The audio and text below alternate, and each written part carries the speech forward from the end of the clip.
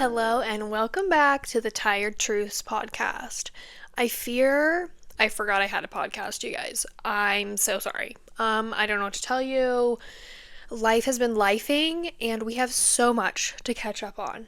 I genuinely don't even know the last time I filmed, okay? That's how whack-a-mole things have been. All right. First things first, we are in a new location because why? Your girl moved in with her parents, okay?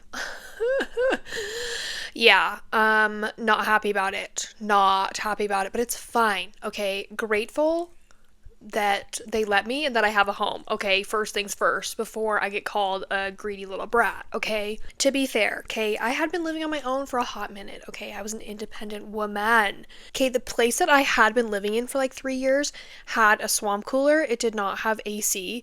And first off, as somebody with MCAS and severe allergies, swamp coolers are not it, okay? This thing was blasting dust and grime and pollen at me 24/7, okay? And my allergies were just like so bad, but the rent was cheap, okay? But second thing, the swamp cooler didn't freaking work because it was a swamp cooler. And when it was summertime, I was literally baking alive. Me and poor George over here, it would be like 85 degrees in the apartment. I'm not even kidding. I'm not trying to exaggerate. It would literally be 85 degrees in the summer. And again, with somebody with POTS and heat intolerance, that just didn't work, okay? I was baking alive. I was fighting for my life.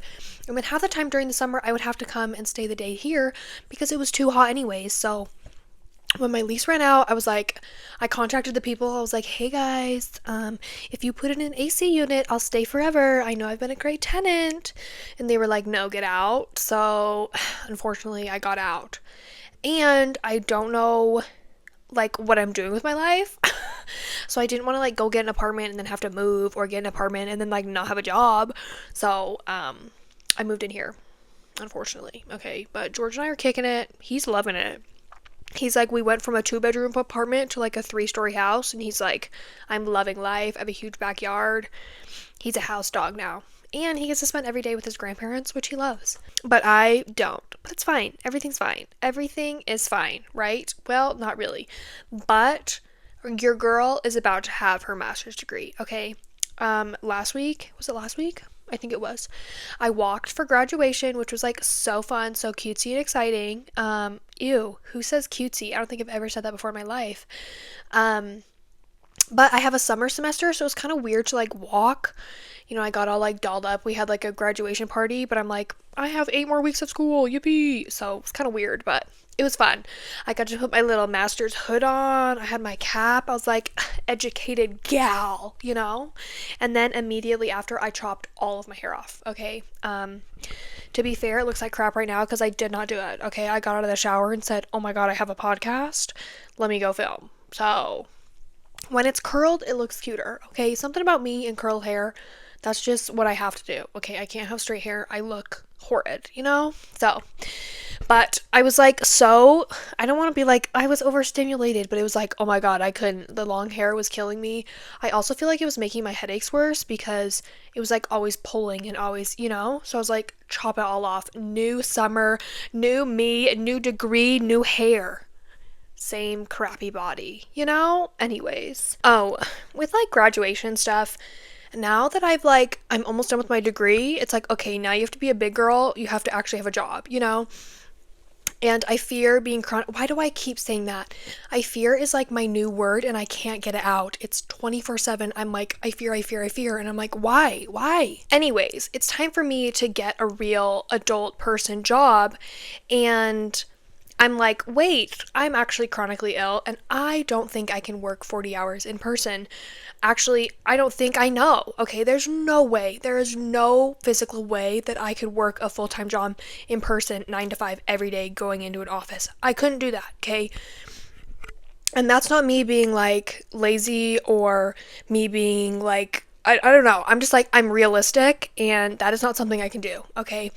I could maybe go in 2-3 times a week, but like 5 days a week, I just couldn't do it, okay?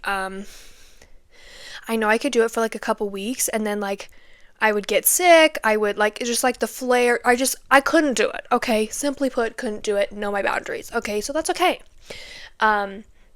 So now I'm in the world of, okay, I need to find something hybrid, something online, something like that. Okay. And that's already like depleting my options. On top of that, public health is a hot mess right now, so incredibly defunded. So that's even like less options. So now I'm like thrown into like this job pool, being like, I'm already unlikely candidate because I have a chronic illness, but I'm not about to tell you that it's like, I don't know, it's just a hard thing to navigate. And the job market is So basically, I'm having to like navigate what in the heck I want to do for the rest of my life and how that works with a chronic illness. And to be honest, it kind of sucks. Okay. Um, this is like so like Debbie Downer. What is that? Like, what is up with my phrases today? But, anyways, like, I would just love to be like, oh, let me take this full time job and I'm gonna bust my booty off like everybody else in my 20s and like they're gonna all do these amazing things and I'm gonna go do that. And it's like, I actually have to be realistic and know that it's like, I don't have a lot of options. I don't know what I'm doing about that. Well, I actually do know. I've decided to get my Pilates certification, okay? Now you may be saying, Ellie, you're chronically ill. What do you mean you're going to teach Pilates? And I fear that's actually the perfect route for me, okay?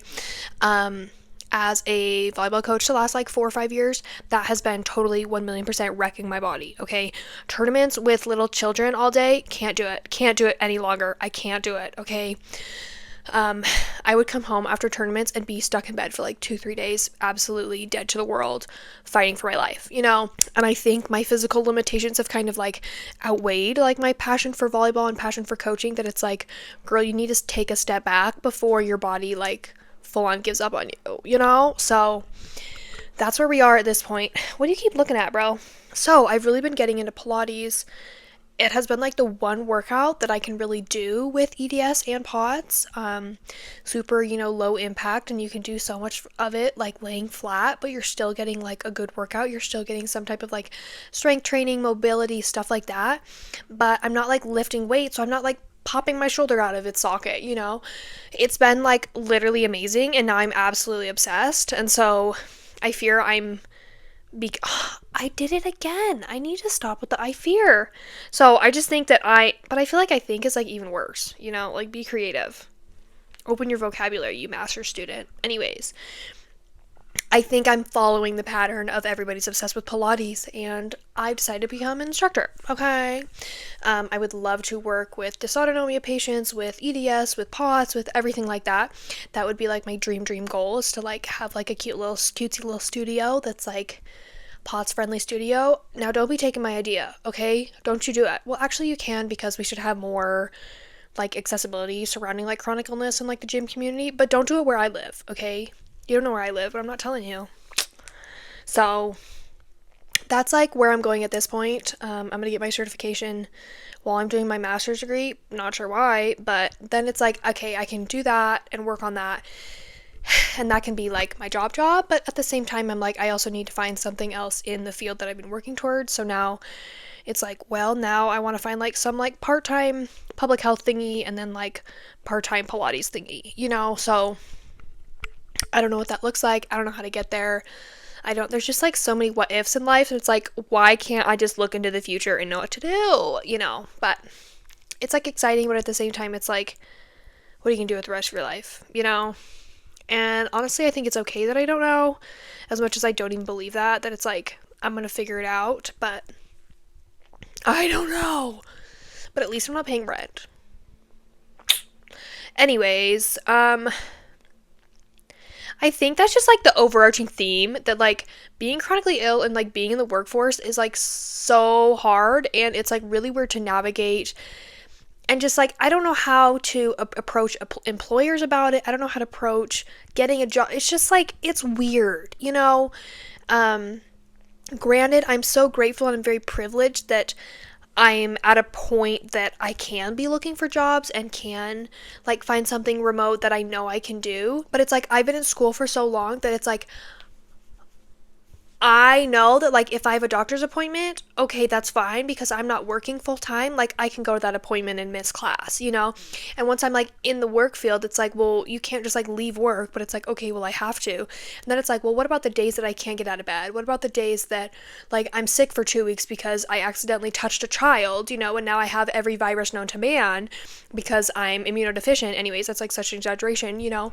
But like, there's so many unknowns when you're chronically ill, and so many times it's like your body just like is not letting you do what you need to do, and having a job with that is like really confusing, really hard to deal with, you know? And I also feel like this is really interesting, like when you apply for jobs and they ask like, do you have a disability? I always say no because I don't want to be like discriminated against, even though like you can't, but I also feel like you are. That I'm like, I say no, but I fully believe I'm like, well, I do, and I actually have all of these issues, but I don't want to be discriminated against or think less of because I have these limitations, you know? Which is also just like a weird thing to navigate. And then it's like, okay, well, then when you get the job, like, is there a point that you ask for like a reasonable accommodation? And then they're like, well, why didn't you put that in your application? Why didn't you talk to them about this before? I don't know. It's just like all these unknowns that I don't know what to do with because I haven't had to deal with before because I'm a child, you know? Not even, but I don't know. Basically, I don't know anything. But it's fine. In other news, I saw my doctor today. This girl is rocking a CSF leak as we speak, okay? It's very odd to think that there is just like cerebral spinal fluid just kind of like leaking out of you and like leaking into your bloodstream, but it's fine. It's totally fine, you know? So I'm gonna get a blood patch in a few weeks because the problem is they don't know where the leak is. So they're just gonna like blind blood patch it in like 2 different spots in my spine, which is interesting. But it's also like scary to me because it's like right now I do have like these low pressure headaches because I'm dealing with like a leak. Obviously my brain is just sagging up in there like hello, but there's like a chance that like when I get the blood patch it'll like flip to a high pressure headache. That it's like, well, now that's scary because it's like, what if I make things worse? I don't know. It's just like weird to think about that. Again, there's just like stuff leaking and no one's like urgently like, oh my god, we need this fixed. Like I'm not getting the blood patch for like another month because I couldn't see the doctor, you know? Anyways, so that's like an odd thing I'm dealing with, but at the moment I am on a bunch of like medications to like boost my pressure, which is like really nice. And I'm also on doxycycline, which is like at the same time helping my acne, so I got clear skin while I'm dealing with a CSF leak, so it's great. I'm being like way too sarcastic. I haven't filmed in a while, you guys. In other news, my doctor also told me that I have mild nutcracker syndrome. Girl, what? Didn't know this. As you should know, because you should be a loyal follower, not even. I had mouth surgery like 9 months ago, and that has like saved me, and I've been able to eat again. And that's been like a major component of like why I'm doing better. But I got like a CT to just like make sure everything was like still okay. And then my doctor comes back and he's like, actually, you have nutcracker. So I don't really know how to go about that. I feel like I don't have that much like back pain and like side pain, you know, that like comes with that. But I don't know. And then it's like, well, then is that contributing to like my GI issues? Is that contributing to like other symptoms that I'm having? But it's like, I don't know. Being in the chronic complex illness world, it's just like, again, so many unknowns, so many I don't know what to do. So I haven't really even processed that I have nutcracker, and I don't know if I will. I fear I'm just going to ignore it until it becomes an issue. But I also feel like if he said it was mild, I don't know. There's so many symptoms happening, and I feel like this happens a lot when, again, you're like a complex patient and you have so many different diagnoses that it's like, well, what's contributing to what? You know, and it's like, well, I have all of these issues. Is it because you have EDS? Is it because you have MCAS? Is it because you have nutcracker? Is it, you know, that it's like, I don't think we really know. So stay tuned on the nutcracker update. But thankfully I am on a lot of medications already that like inherently like help nutcracker. That's not the right word, but like they kind of like, what the heck is that word? Doesn't help with my brain fog, that's for sure. So I don't know where to go with that. But it's fine. Everything's fine. So that's like a very odd thing. But I would just like to say how unbelievably grateful I am to be at a point in my life where I have found a doctor who understands the chronic illness world and all the things that I'm going through. I've been chronically ill for 6, almost 7 years. And it's like the amount of medical gaslighting you receive on a daily basis is absolutely unreal. And so to find a doctor that not only understands what I'm already going through, but is like trying to find other things to help you, it's just like, oh my God, I'm so grateful. And I wish more than anything that every person with a chronic illness and everyone in like the complex illness community could find a doctor like that, but they are so few and far between that it's like, ugh, but maybe one day. But I'm just like, I'm so grateful. As I said, I am on my Pilates grind, my wellness grind, after being with a PT for almost 2 years, maybe even more probably, who specializes in POTS and EDS and all of that. She's been the first person who's been able to really help me get better through an exercise standpoint. I think everybody knows that when you go to a doctor, when you have POTS, they say to exercise, but nobody shows you what that looks like. And most of the PTs that you go to don't understand what that looks like, and then they push you too hard, and then you are actually getting worse because your body's like, what in the holy heck are you doing? She's like the first doctor that knew what kind of like energy levels looks like, what kind of, like how much you can really exert your body without pushing yourself into a flare. And when I say I started at ground, like -0, okay, laying on my back and doing like toe taps, and that would knock me out. No weights, no nothing. Like I started from there. And 2 years later, I'm going to group Pilates classes. I'm going to the gym, 4 or 5 times a week. Granted, I'm doing just like the cycling bike, and I'm doing some like mild weightlifting. And again, I'm doing like the most easy Pilates in the world. But like thinking that like 2 years ago, I could barely walk up the stairs. Like I am like now, like exercise can really, really, really, really help your symptoms. But it's so unfortunate that people are so limited in what that looks like. I had seen several other PTs who had tried to do the same type of, like kind of like energy evaluation stuff, and it just wasn't the same, and I couldn't get myself better, and it wasn't helping. It was getting worse, and I think a lot of people experience that. So I would love more than anything to be able to help other people with POTS and EDS, to show them that working out doesn't have to be scary, it doesn't have to make you feel worse, and it can actually really, really help your symptoms.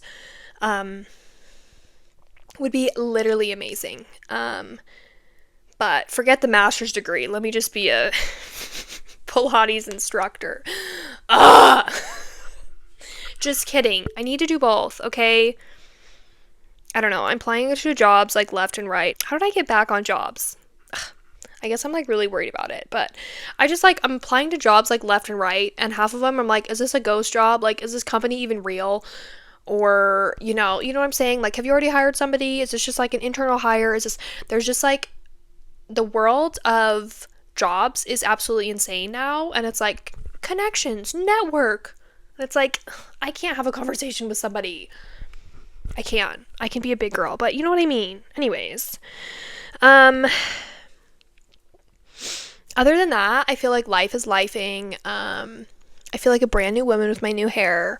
So basically everything is fine. It doesn't matter that there's CSF leaking out of me. It doesn't matter that I have insane pelvic congestion. Just kidding. It totally 1,000,000% does. My new step, I don't know how many freaking times I've done this, but we're going back to journaling, okay? I'm going to journal every freaking thing I eat, how I feel, everything throughout the day, that maybe, like, I can find something, that's, like, triggering so many issues, because, girl, am I having some GI issues, okay? I won't get into it, because that's disgusting, but let me just tell you, my boyfriend and I were going to a wedding this weekend, and 30 minutes before he was going to pick me up, I was like, I don't know if I can go to this wedding. I don't think I can leave this bathroom.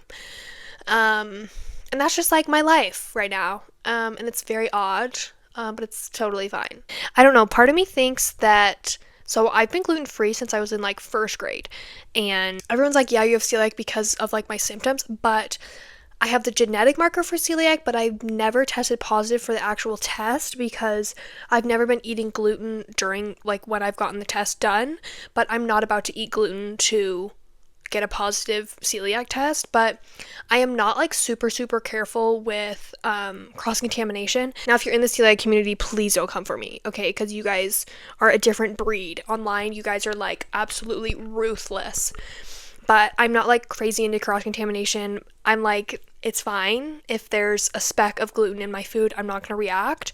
But maybe I am, okay? Maybe my intestines are dying and being deteriorated and I don't know it. And maybe that's what's making some of my GI symptoms worse, is because I am randomly getting exposed and I don't know it. I don't really think that's the problem, but we're gonna see in my journaling.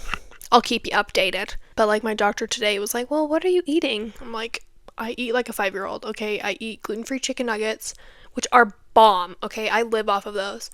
I eat tofu and rice, and I occasionally have a carrot, okay?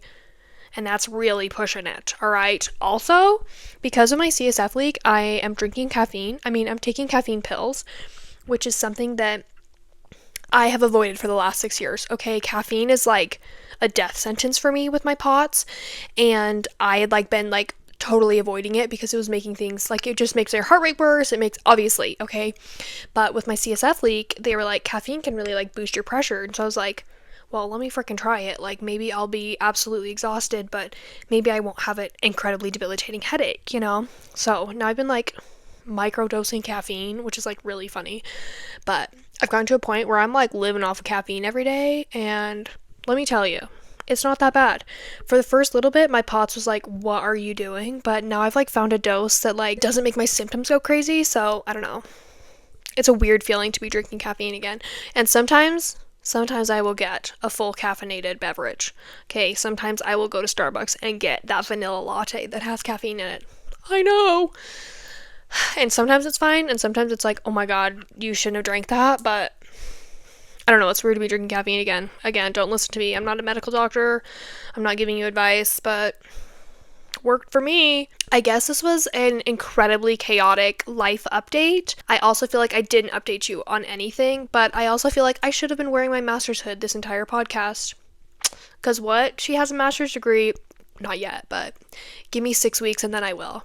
So this actually, until June 26th, it is grind time, okay? I'm going to be absolutely slammed with homework and Pilates and an internship. I'm going to be like the most busy I've ever been in my life, but it's going to be fine, okay? The amount of homework I'm about to endure is insane, but I'm ready, okay?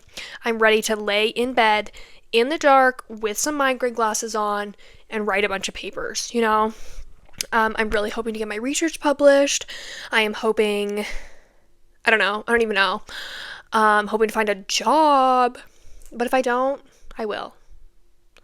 But it also sucks because it's like, no, I'm not talking about this again. I'm going to figure it out. Everything's going to be fine. Anyways, I hope everyone is doing lovely. You're probably not because you're chronically ill, but sorry. I'm not either, okay? We're just kicking it one day at a time. You know, if things aren't going good one day, I just can't wait for the day to be over and wake up and try again. Because some days you just need that. Some days it's like, this is just not my day and I need to try again tomorrow, you know? And that's, as long as we're trying again, that's all that matters, you know?